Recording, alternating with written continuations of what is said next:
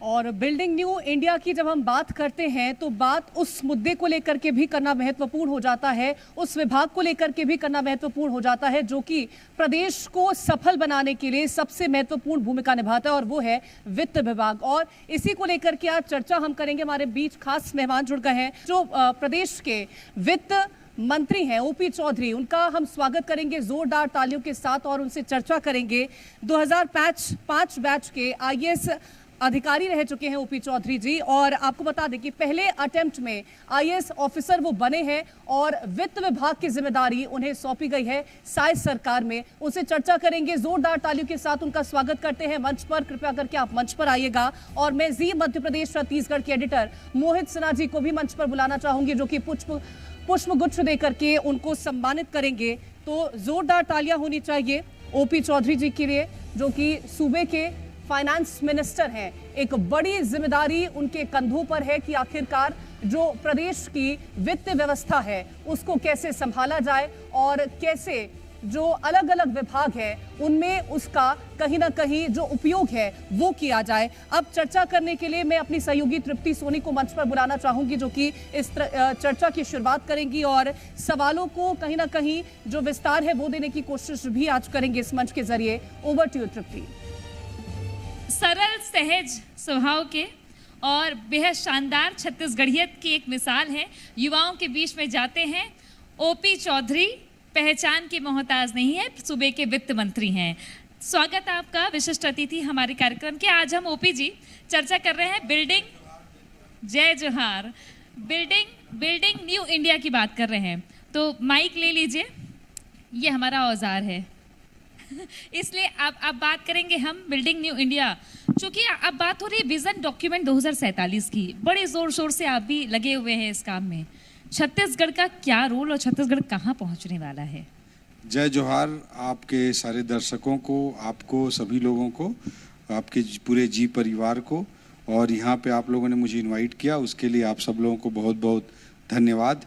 और तृप्ति बहन, आप भी बहुत दिन बाद मिली हो तो इस बहाने मुलाकात हो गई, अच्छी बात है।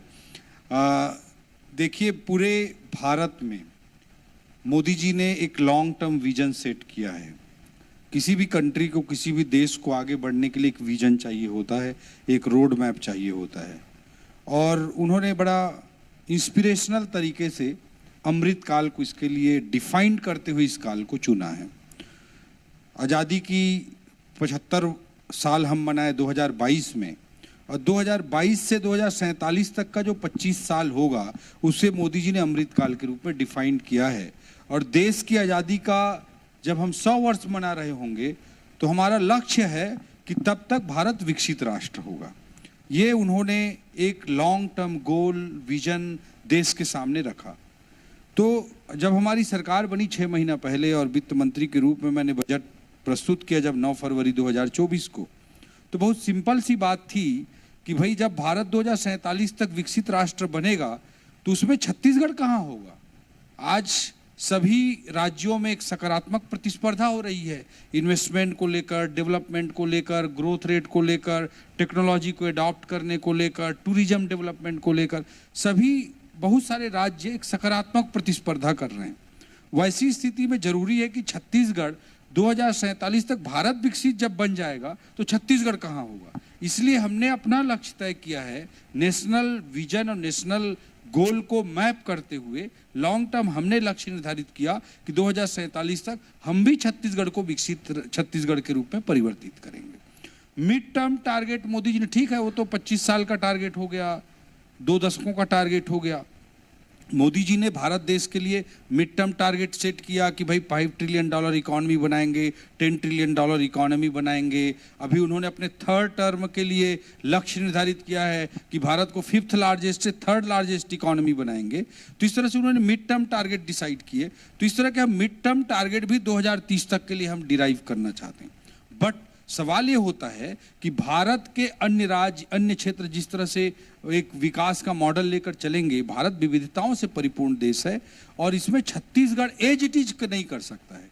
छत्तीसगढ़ के हमारे अपने स्ट्रेंथ हैं, हमारा अपना पोटेंशियल है, हमारे अपने वीकनेसेस हैं, हमारे अपने थ्रेट्स हैं। तो उसको हमको ओवरकम करते हुए, हमारे वीकनेसेस को ओवरकम करते हुए एक श्रेष्ठ डेवलपमेंट रोड मैप हमारा क्या होगा, उसके लिए हमने इस बजट डॉक्यूमेंट में, इस बार के बजट भाषण में मैंने ऐलान किया कि 2047 तक विकसित छत्तीसगढ़ बनाने के लिए अमृतकाल छत्तीसगढ़ विजन @2047, ये विजन डॉक्यूमेंट 1 नवंबर को जब हमारे राज्य का स्थापना दिवस होगा इस साल, उस दिन हम छत्तीसगढ़ राज्य की जनता को समर्पित करेंगे। ये हमने टारगेट सेट किया है कि उस दिन तक हम विजन डॉक्यूमेंट बनाएंगे और इसके लिए मिड टर्म टारगेट भी हम सेट कर रहे हैं। और छत्तीसगढ़ की अपनी रणनीति हो, अपनी ताकतों और अपने कमजोरियों पर आधारित हो, जिसको हम अपनी कमजोरियों पर विजय पाते हुए अपने स्ट्रेंथ को, अपने पोटेंशियल को रियलाइज करते हुए छत्तीसगढ़ को विकसित छत्तीसगढ़ बनाने का एक स्पष्ट रोड मैप बनाने जा रहे हैं। बतौर आईएएस अधिकारी और अब वित्त मंत्री, दोनों में कितना डिफरेंस आप देखते हैं? कितने चैलेंजेस हैं उस विभाग में जब आप काम कर रहे थे, बतौर कलेक्टर जब आप काम कर रहे थे, और अब बतौर फाइनेंस मिनिस्टर जब आप काम करते हैं? और कलेक्टर की जो भूमिका आपने निभाई, उसने आपको कितनी मदद पहुंचाई है इस विभाग में कि आप उसको और बेहतर तरीके से समझ पा रहे हैं? निश्चित रूप से दोनों, जो प्रशासन है और जो राजनीति है, भारत में या किसी भी देश के सिस्टम को रन करने वाले दो महत्वपूर्ण पहिए हैं।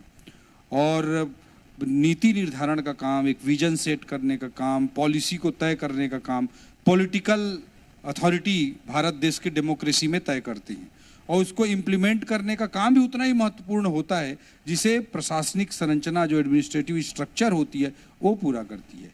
पर भारत के लोकतंत्र में लीड रोल जो प्ले करता है वो पॉलिटिकल सिस्टम, पॉलिटिकल स्ट्रक्चर करता है, चाहे वो प्रशासनिक स्ट्रक्चर हो, चाहे वो इकोनॉमिक स्ट्रक्चर हो, एजुकेशनल स्ट्रक्चर हो, कल्चरल स्ट्रक्चर हो, इन सब को लीड करने का काम पॉलिटिकल स्ट्रक्चर करता है। तो इसलिए मैं आज इंडिया के डेमोक्रेसी के पॉलिटिकल स्ट्रक्चर का हिस्सा होने पर बहुत प्राइड भी महसूस करता हूँ, अपने लिए एक बड़ी अपॉर्चुनिटी भी मानता हूँ, एक बड़ा अवसर भी मानता हूँ। और लेकिन निश्चित रूप से उतने चैलेंजेस भी हैं। प्रशासन में मैं अपना रोल प्ले किया और 13 इयर्स तक आईएएस में रहते हुए जो भी मैं छत्तीसगढ़ के लिए कर पाया, उसके लिए अपने आप को बहुत सेटिस्फाइड भी महसूस करता हूँ। वो एक अलग रोल था, आज एक अलग रोल है। दोनों के अपनी अपनी दिक्कतें हैं, अपने अपने प्लस हैं, अपने अपने माइनस हैं। बट पॉलिटिकल जो अथॉरिटी है इंडियन डेमोक्रेसी में, वो बड़ी अथॉरिटी है, उसके कारण बड़ी रिस्पॉन्सिबिलिटी भी है कि हर 5 साल में हमको जा करके जनता से मैंडेट लेना होता है, जनता के दरबार में जाना पड़ता है। तो वो इंडियन डेमोक्रेसी की खूबसूरती है। और आज मैं पॉलिटिकल स्ट्रक्चर में अपनी भूमिका निभाते हुए बहुत अपने आप को गौरवान्वित महसूस कर रहा हूँ कि जनता ने मुझे ये दायित्व सौंपा है, जनता ने हमारी पार्टी को सरकार में बिठाकर ये दायित्व सौंपा है।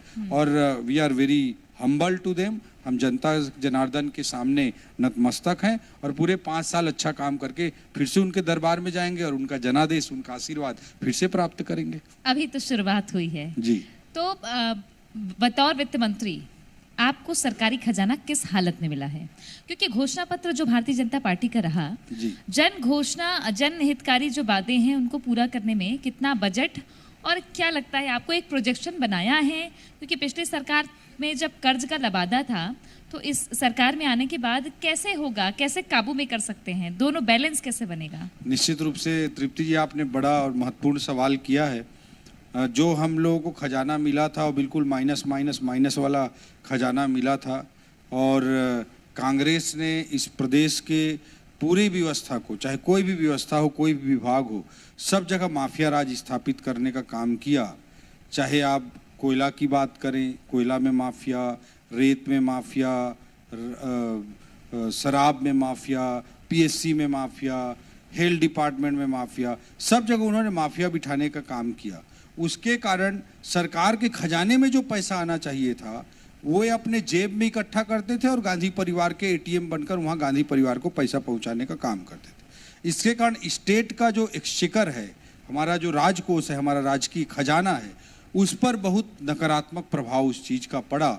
और उसी कारण से 5 साल में माफिया राज के कारण, कांग्रेस के माफिया राज के कारण छत्तीसगढ़ को बहुत नुकसान हुआ। हमारा छत्तीसगढ़ वर्षों नहीं दशकों पीछे चला गया।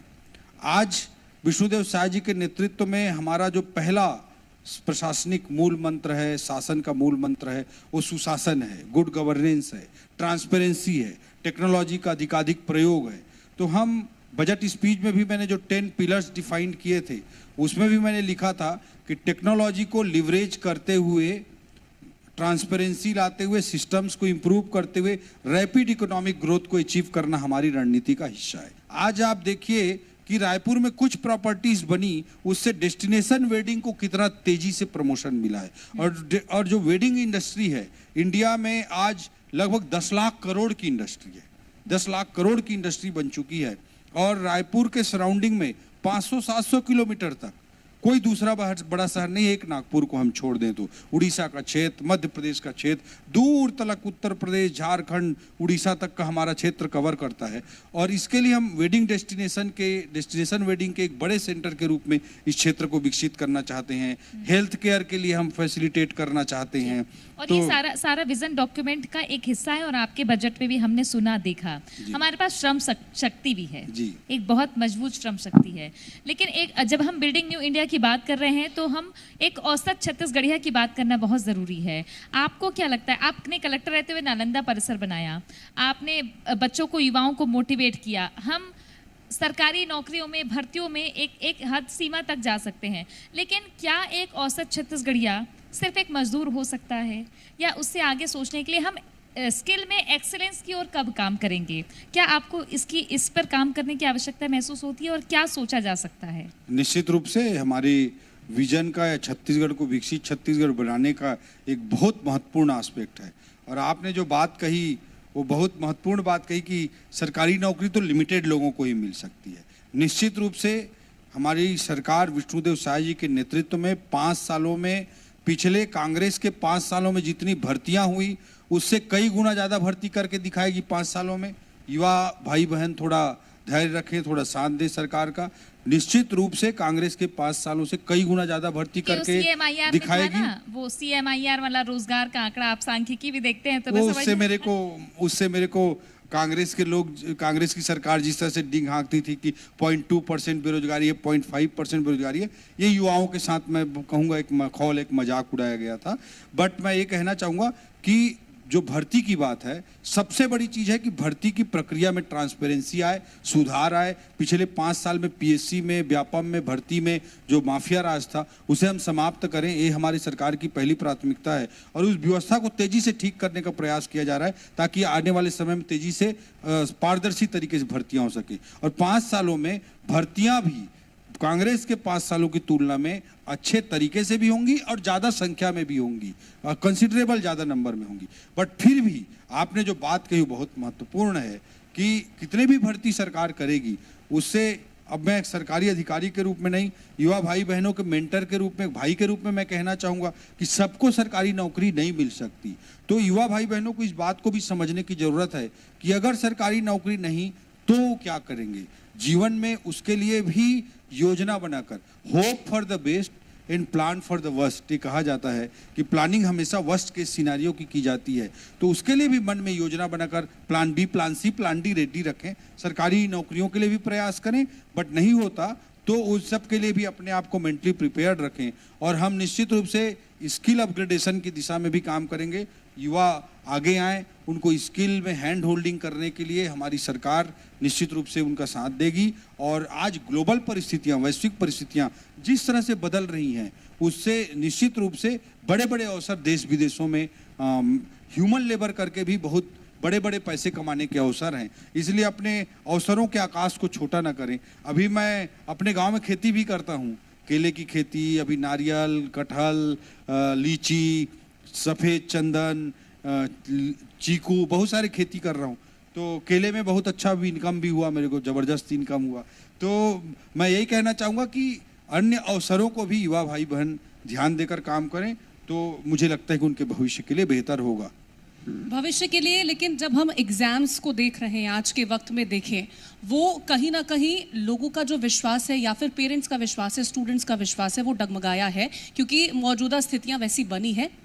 इतने एग्जाम्स जो हुए, पेपर लीक का मामला हो या फिर रॉन्ग चेकिंग को लेकर के मामला हो, ऐसे वक्त में स्टूडेंट्स को आप क्या कहना चाहेंगे कि आखिरकार जो स्थितियां फिलहाल के लिए बनी है वो उनके लिए तो चैलेंजिंग है ही, और उसे पार पाना सरकार उसके लिए कदम उठा रही है। संपूर्ण भारत की बात करते हैं तो स्टूडेंट्स को ऐसे वक्त में कैसे अपना धैर्य बनाए रखना चाहिए, क्योंकि वो उनका जो प्रिपरेशन टाइम है वो बर्बाद हुआ, उनका जो पेरेंट्स का कहीं ना कहीं फाइनेंस था वो बर्बाद हुआ।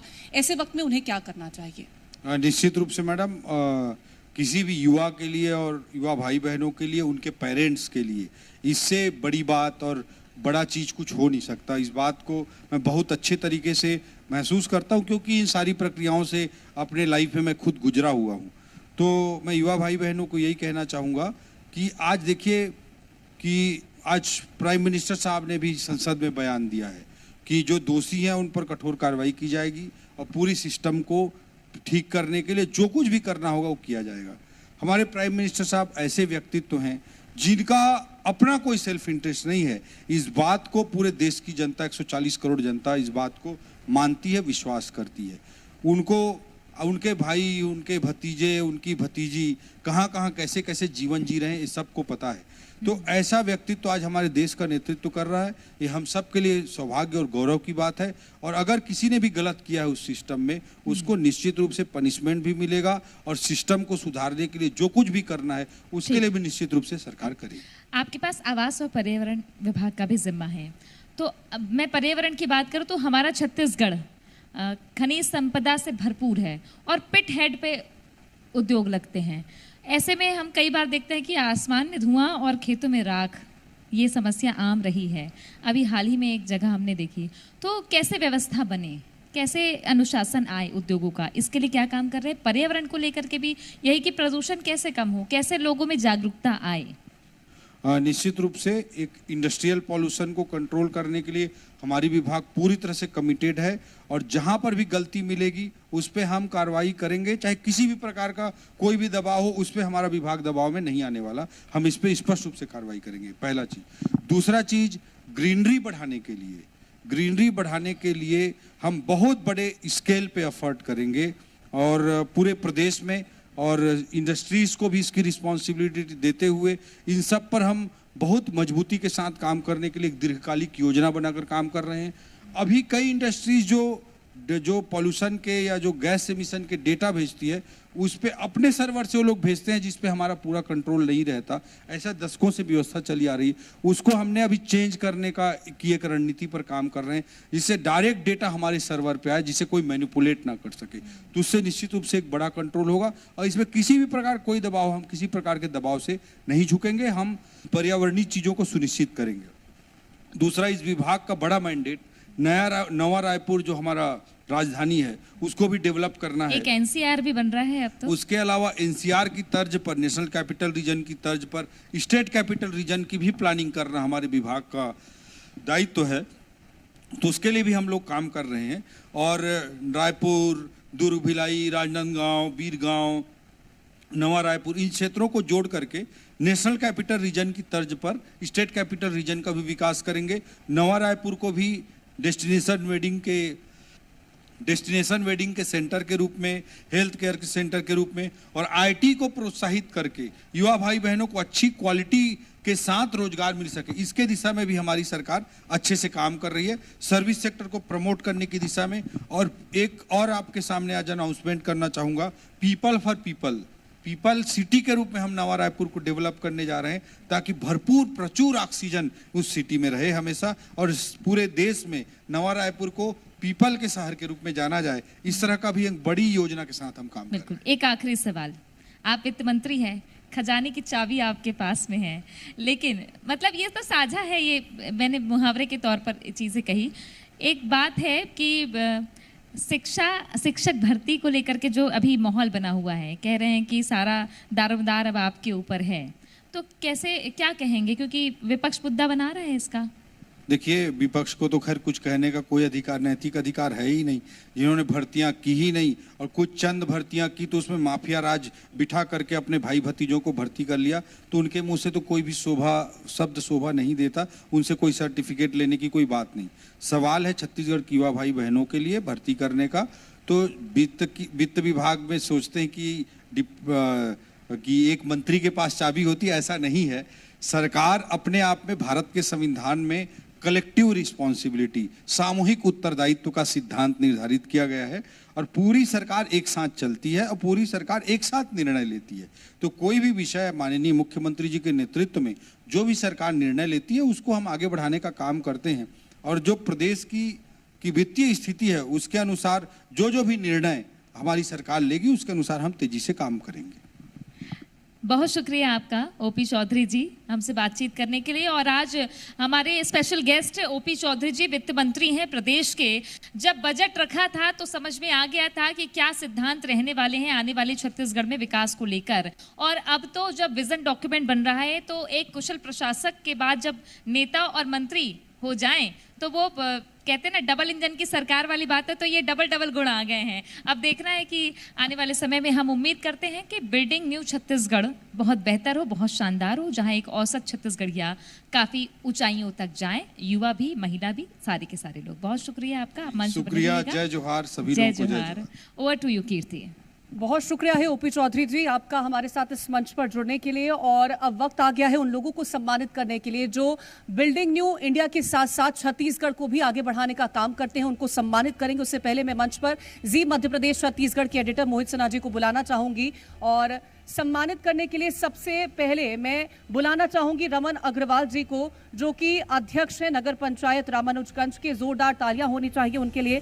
रमन अग्रवाल जी कृपया करके मंच पर आइएगा और कैसे ये काम कर रहे हैं प्रदेश को बेहतर बनाने के लिए और कैसे जो विकास का विजन है उसमें अपनी महत्वपूर्ण भूमिका वो निभाते हुए यहाँ पर नजर आ रहे हैं। रमन अग्रवाल जी के लिए जोरदार तालियां एक बार होनी चाहिए। और इसी के साथ ही मैं अगले मेहमान को भी मंच पर बुलाना चाहूंगी, उनका भी जोरदार तालियों के साथ स्वागत करिएगा। नितिन नामदेव जी का, डायरेक्टर हैं चाणक्य लॉ अकेडमी के, कि आखिरकार जो लॉ की दिशा में है, लीगल दिशा में कैसे काम किया जा रहा है, उसकी पढ़ाई को लेकर के छात्रों को, उनके पेरेंट्स को कैसे जो रुचि है उसको कहीं ना कहीं एक रूप देने की कोशिश की जा रही है, वही काम कर रहे हैं नितिन नामदेव जी। जोरदार तालियां होनी चाहिए नितिन नामदेव जी के लिए, जो कि डायरेक्टर हैं चाणक्य लॉ अकेडमी की। और चाणक्य लॉ अकेडमी एक बेहद महत्वपूर्ण भूमिका जो छत्तीसगढ़ को कहीं ना कहीं आगे बढ़ाने के लिए भी निभाती हुई यहाँ पर नजर आ रही है। इसी के साथ ही मैं अपने अगले मेहमान को मंच पर बुलाना चाहूंगी, सिद्धार्थ जैन जी को, जो कि डायरेक्टर हैं राजधानी एडवर्टाइजिंग एजेंसी के। उनके लिए भी जोरदार तालियां होनी चाहिए। सिद्धार्थ जैन जी कृपया करके मंच पर आएं। और सिद्धार्थ जैन जी भी एक बेहद महत्वपूर्ण भूमिका जो कि राजधानी एडवर्टाइजिंग एजेंसी के द्वारा निभा रहे हैं, उनके लिए भी, उनको सम्मानित करने के लिए भी जी मध्य प्रदेश छत्तीसगढ़ यहाँ पर मौजूद है। और अब वक्त है उन्हें सम्मानित करने के लिए, जो कि प्रदेश की वित्त व्यवस्था को संभालने का काम कर रहे हैं। ओपी चौधरी को स्मृति चिन्ह देकर के उन्हें सम्मानित करेगा जी मध्य प्रदेश छत्तीसगढ़। और स्मृति चिन्ह उन्हें दिया जाए, भेंट किया जाए, क्योंकि वो जिस तरह की बेहद महत्वपूर्ण भूमिका छत्तीसगढ़ के जो विजन है उसको कहीं ना कहीं पूरा करने के लिए निभा रहे हैं, उनको हम सम्मानित कर रहे हैं। और कैसे जो एक लक्ष्य लेकर के सरकार चल रही है उसको पूरा करने का काम यहाँ पर कर रहे हैं। तो आज हमने इस बेहद ही खास कार्यक्रम के जरिए जानने की कोशिश की है कि आखिरकार स्वास्थ्य विभाग को लेकर के कैसे सरकार काम कर रही है, जो चैलेंजेस हैं उनको कैसे पूरा करने का काम किया जा रहा है, उनको कैसे दूर करने का काम किया जा रहा है। वैसे ही वित्त विभाग को लेकर के भी हमने चर्चा करी है कि आखिरकार जो चैलेंजेस थे वो कैसे यहाँ पर दूर किए जा रहे हैं।